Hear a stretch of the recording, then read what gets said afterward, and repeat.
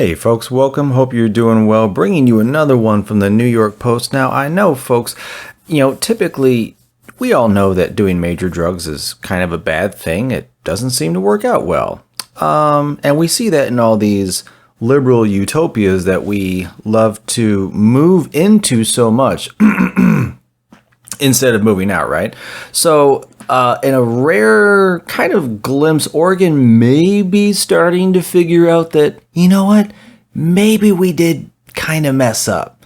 So this from the New York Post: majority of voters in progressive Oregon regret decriminalizing drugs, from a survey. So let's check this out. Now, before I read the rest of this, I'm just going to play a little clip of this.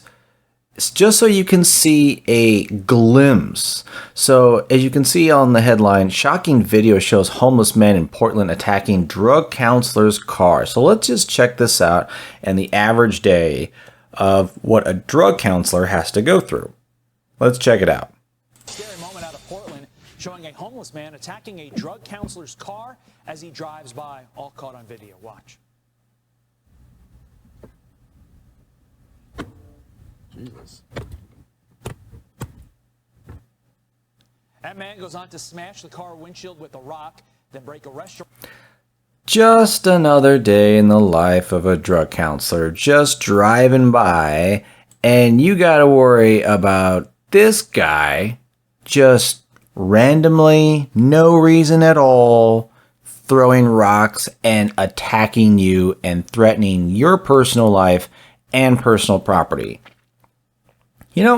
Just in another day's work.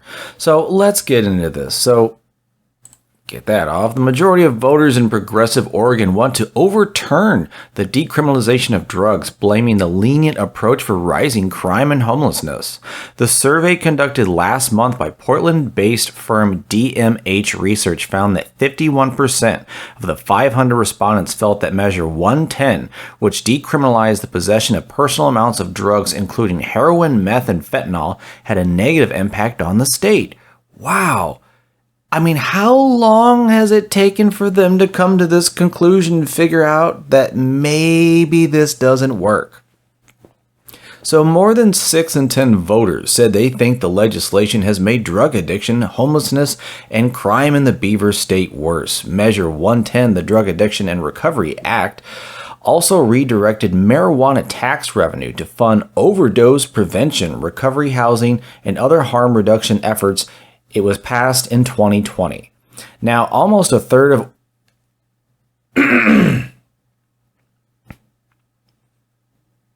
Oregonians strongly supported recriminalizing drugs in some way, and an additional 33% said they were somewhat interested, according to the survey. Let's check this out. So, most voters believe that M110 has made drug addiction, homelessness, and crime worse. Let's check this out. 65% worse. 63. I mean, that sounds like more than 51% to me. That sounds like, even more than that. The only people who are saying better, 5%, 3%, 7%, like the only people who are saying it got better are the criminals, the homeless, and the druggies. Like, those are the only people who they surveyed who would even say that. I mean, everyone else who has to live on the streets and deal with it, yeah, they all are these people. No impact. You know what? Those are probably more of the elite rich people who live in areas that they don't have to deal with it. But the majority of people can all agree things have simply gotten worse since then, in their infinite liberal wisdom. So the criticism was more widespread among Republicans, with 70% believing decriminalization negatively impacts the state, as opposed to just 36% of Democrats. Measure 110's detractors also include 60% of residents aged 65 and over, while only just over a third, 37%, of 18 to 29-year-olds said they felt decriminalizing drugs had damaged the state. In early April, Oregon Live reported that the number of people experiencing homelessness jumped nearly 23% in 2 years, well above the national average of under 1% growth. I mean, I don't want anybody to live in this. This is just terrible. Like, that just sucks. In the DHM survey, 59% of voters said they believe homelessness was mostly due to drug dependence and mental health struggles as opposed to a lack of affordable housing. The DHM research results come a month after Portland's REI location announced it was closing due in part to the highest number of break-ins and thefts in 2 decades, despite actions to provide extra security. Wow. Oregon has turned into an international spectacle, and I think we looked at each other and realized that we made an enormous mistake. No shit, Sherlock. Like, seriously, you couldn't have figured this out years ago? I mean, it's been like this for some years now and progressively getting worse, especially in the last 5, but only now we've finally been able to put 2 and 2 together and realize that, you know what, maybe, this kind of backfired. Yeah, it just sucks that you did this and hurt all these people in the process. She noted that under Oregon's current policy, drug possession is a violation that can incur a maximum $100 fine. Users can waive the fine by completing a health assessment, but treatment is optional. If we take away all the incentives, drug users are not going into treatment, she claimed. I think we didn't realize that what we were signing up for was the deterioration of civilized norms and the public spaces being ceded to people in late-stage drug addiction and engaged in all sorts of criminal activity to keep that addiction going. Really, you're just now figuring it out. Despite Measure 110's promises to prioritize recovery support, a September 2022 study by Oregon Health and Science University identified a lingering 49% gap in substance abuse services due to statewide gaps in equity and access.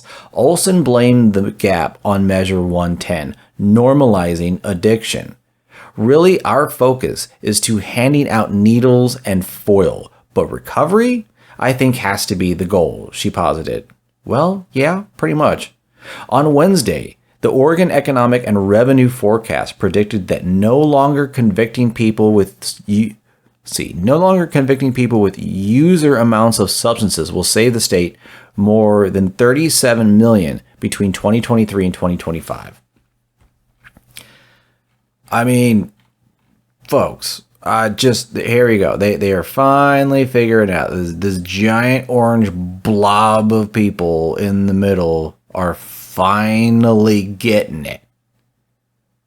And this doesn't include all the people who have already left and moved out. Like, they already were like, shit, I'm gone. They've already left, so they're not even part of this. If they were, this would be even bigger. But maybe, just maybe,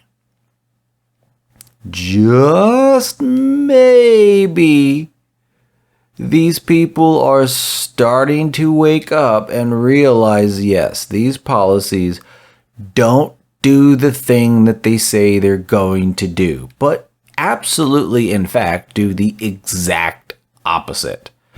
But, sucks that they had to wait this long to put 2 and 2 together now that they've destroyed their city, destroyed their real estate, and destroyed all their businesses.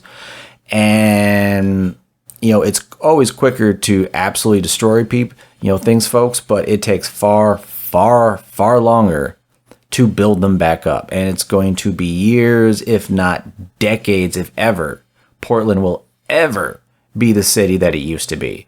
So with that, folks, hey, if you're anywhere around Portland, hey, hopefully you folks are getting things together, figuring your stuff out, and at least trying to turn your city around. I hope the best for you, but honestly, I'm not exactly going to hold out until I start seeing results.